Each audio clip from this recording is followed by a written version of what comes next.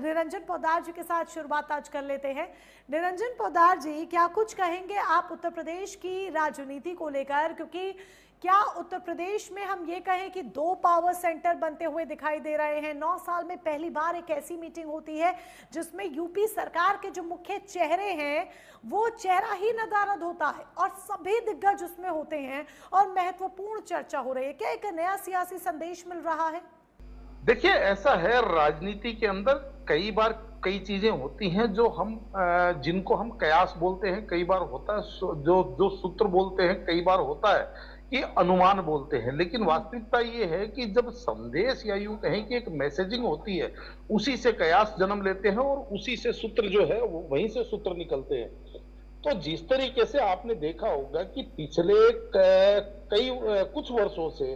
उत्तर प्रदेश की राजनीति में कहीं ना कहीं सत्ता के अंदर कुछ जो खींचतान सी एक देखी गई है। चाहे उसके अंदर आपने देखा होगा कि एक ऐसा कहा जाता है कि भाई कहीं ना कहीं केंद्र और प्रदेश लेवल के ऊपर अलग अलग प्रकार से राजनीति होती है, यानी कि सेंटर जो है वो ये नहीं चाहता कि इतनी इतनी पावर राज्य को दी जाए या इतनी पावर उत्तर प्रदेश के मुख्यमंत्री जी को दी जाए कि वो स्वतंत्र रूप से अपने निर्णय ले सके। और कई बार आपको पता होगा कि भारतीय जनता पार्टी के संगठन के द्वारा भी इस बात की शिकायत की गई कि हमारी नहीं सुनी गई। और उप मुख्यमंत्री, चाहे उसके अंदर आप केशव प्रसाद मौर्य जी की बात करें या आप पाठक जी की बात करें, वो रह करके बीच बीच के अंदर आपको विरोधाभासी बयान, विरोधाभासी जो चीजें हैं वो दिखाई देती रही हैं। और उसके बाद में जब प्रदेश का नेतृत्व, प्रदेश का संगठन के अंदर, प्रदेश नेतृत्व के अंदर जब प्रदेश अध्यक्ष बनाए गए पंकज चौधरी जी, तब वो ये माना गया कि ये कहीं ना कहीं केंद्र के ज्यादा विश्वस्त हैं, बल्कि प्रदेश के अंदर इनका समन्वय और इनका तालमेल उतना बेहतर नहीं है। तो इन सारी चीजों को देखने के बाद में जब इस प्रकार की कोई मीटिंग होती है या इस प्रकार की कोई बैठक होती है, क्योंकि आज की तारीख में प्रियंका जी आपको ये चीज भी देखनी चाहिए कि भाई जिस तरीके से भारतीय जनता पार्टी की एक परिपाटी सी बन गई है कि अनेक प्रदेशों के अंदर जो वहां के जो छत्रप या यूं कहें कि वहां के जो शीर्ष नेता है, उनको कहीं ना कहीं साइड लाइन करके या दरकिनार करके और नया नेतृत्व पैदा करने का प्रयास किया जा रहा है। चाहे इसके अंदर मध्य प्रदेश के अंदर आप मोहन यादव जी की बात करें, चाहे आप हरियाणा के अंदर आप सैनी जी की बात करें, चाहे राजस्थान के अंदर वसुंधरा जी को साइड करके जो भजनलाल शर्मा जी हैं उनको नामित कर दिया गया। तो इस तरीके से ये चीज कहीं ना कहीं ऐसा लगता है कि उत्तर प्रदेश के अंदर भी शायद भारतीय जनता पार्टी ऐसा प्रयास कर रही है। लेकिन वास्तविकता ये है कि उत्तर प्रदेश के अंदर जो मुख्यमंत्री योगी आदित्यनाथ जी है, उन्होंने अपनी जो एक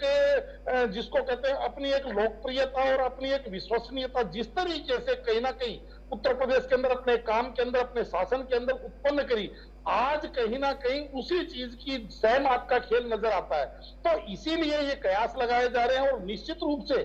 ये जो चीज है कि भाई जिस चीज के अंदर जिस बैठक के अंदर योगी आदित्यनाथ जी जैसे मुख्यमंत्री को छोड़ करके इतने महत्वपूर्ण फैसले लिए जाए कि जहां पे निगमों की नियुक्तियां तथा जितने भी रिक्तियां हैं उन रिक्तियों को भरने की बात की जाए, और उसके अंदर अगर योगी आदित्यनाथ जी जैसा मुख्यमंत्री जो आप ये समझ लीजिए कर्मठ और जिनका अपना इकबाल है, तो निश्चित रूप से देखिए सहज ही मन में प्रश्न उठता है और उस प्रश्न का जवाब तो अब आने वाला भविष्य दे पाएगा।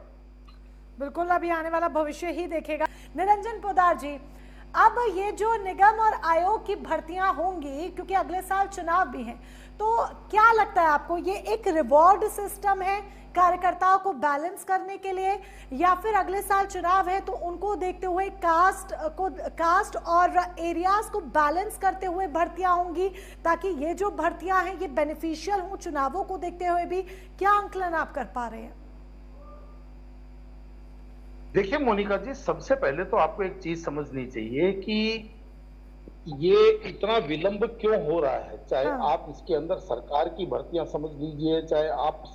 मंत्रिमंडल विस्तार समझ लीजिए, या इसके अलावा जो तमाम नियुक्तियां हैं, या और अगर आप संगठन की बात करें तो भारतीय जनता पार्टी के संगठन के अंदर भी बहुत सारे पद ऐसे हैं, चाहे उसके अंदर आप प्रकोष्ठों की बात कीजिए, चाहे मैन संगठन में बात कीजिए, वो सारे उसके अंदर भी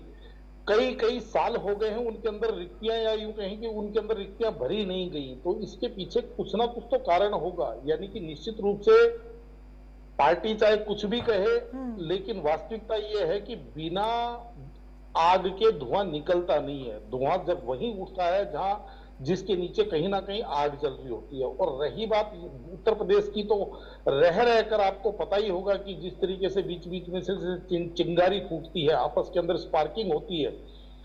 तो वो चीज स्पष्ट दिखाई देती है कि भारतीय जनता पार्टी उत्तर प्रदेश के अंदर सब कुछ सामान्य नहीं है। क्योंकि भारतीय जनता पार्टी के साथ संघ, संगठन और सरकार, इसके बीच में जब तक समन्वय नहीं दिखाई देता है, तब तक चिंगारियां आपको दिखाई देती हैं, या यूं कहें कि स्पार्किंग लाइट आपको नजर आती है। और आज अगर उत्तर प्रदेश की बात करें, पिछले 3-4 वर्षों की बात करें, तो इसके अंदर जो बढ़ोतरी हुई है उससे कोई इनकार नहीं कर सकता। हाँ, ये बात जरूर है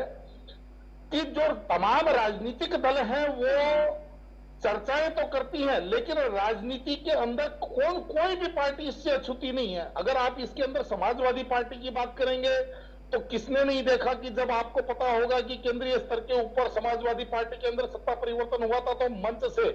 किस प्रकार से मुलायम सिंह यादव जी, जो पार्टी के संस्थापक थे और पार्टी के सर्वे सर्वा थे,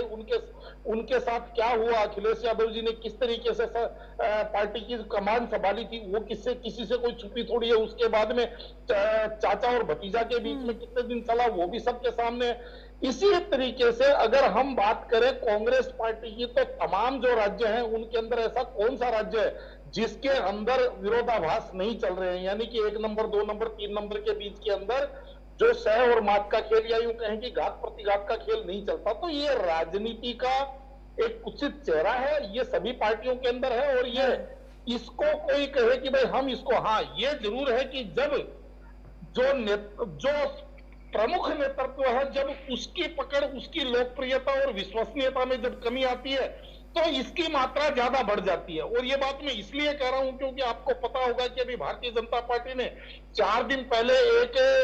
नया अभियान शुरू किया है कि अपने कार्यकर्ताओं को एआई से प्रशिक्षण देंगे, उनको सोशल मीडिया का प्रशिक्षण देंगे। तो इससे स्पष्ट हो रहा है कि भारतीय जनता पार्टी और उसके नेतृत्व को अब ये चीज समझ में आ गई है कि आपने अभी तक जिस तरीके से सत्ता आपने चलाई है, जिस तरीके से आपने सरकार चलाई, संगठन चलाया।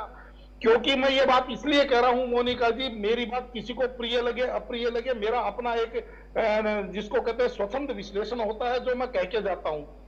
कि आप 2014 के अंदर जब भारतीय जनता पार्टी के पास 13 करोड़ 12 करोड़ कार्यकर्ता नहीं थे, जब भारतीय जनता पार्टी के पन्ना प्रमुख ट्रेंड नहीं थे, जब भारतीय जनता पार्टी के आम कार्यकर्ता को सोशल मीडिया और एआई की ट्रेनिंग नहीं थी, तब तो नरेंद्र मोदी जी 282 और 303 जीत करके आए। और उसके बाद में जब आपने पन्ना प्रमुखों को ट्रेंड कर दिया और आपने अपने कार्यकर्ताओं की संख्या बढ़ा करके 12 साढ़े 12 करोड़ कर दी, तब आप 240 पे आके रुक गए। यानी कि कहने का तात्पर्य यह है कि कहीं ना कहीं आज अगर भारतीय जनता पार्टी इस प्रकार के कोई अभियान छेड़ रही है, उससे स्पष्ट तौर पे दिखाई दे रहा है कि भाई उनको भी ये चीज का आभास है कि राजनीतिक जमीन कहीं ना कहीं थोड़ी खिसकती हुई दिख रही है। लोकप्रियता और विश्वसनीयता के अंदर कहीं ना कहीं थोड़ा सा गिरावट सभी को महसूस हो रही है। और इस चीज को केवल आप यूं माने कि भाई ये केवल मेरा विश्लेषण है, ये तो स्पष्ट आईने की तरह साफ दिखाई दे रहा है। रही बात उत्तर प्रदेश के अंदर, तो मोनिका जी मैं कई बार इस चीज को कह चुका हूं कि अहम और वहम किसी भी राजनीतिक दल के लिए या किसी भी व्यक्ति के लिए, किसी भी संस्था के लिए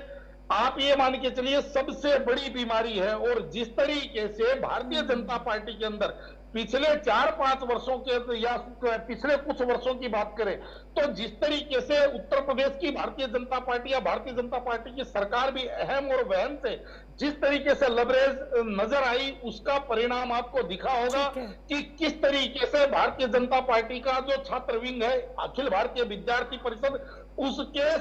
प्रदेश लेवल के नेताओं के ऊपर भी पुलिस ने उनको घेर करके दौड़ा करके पीटा, सबने देखा। भारतीय जनता पार्टी के जिला अध्यक्ष 3 दिन तक थाने के बाहर, यानी कि पदस्थ जिला अध्यक्ष 3 दिन तक थाने के बाहर अनशन या धरने पर जिनको बैठना पड़ जाए, तो कहने का तात्पर्य है इस बात से स्पष्ट संकेत है। और ये आपने देखा होगा कि भी पीछे मोहन भागवत जी और सरकार और संगठन और संघ के बीच में समन्वय में बैठक थी, उसके अंदर भी कहीं ना कहीं इन चीजों के ऊपर विचार किया गया कि भाई कार्यकर्ताओं की कोई सुन नहीं रहा। जी जी तो स्पष्ट तौर पे दिखाई दे रहा है कि सब कुछ सामान्य नहीं है। ये अलग बात है कि सरकार अब उसको रिपेयर करने में लगी हुई है, उसको अब वो जाहिर सी बात है। देखिए, स्वीकार कभी भी कोई नहीं करता है कि हमारी गलती है या हाँ भाई अंदर कोई दिक्कत है। सभी खास मेहमान हमारे साथ जुड़े, उसके लिए बहुत बहुत शुक्रिया आपका।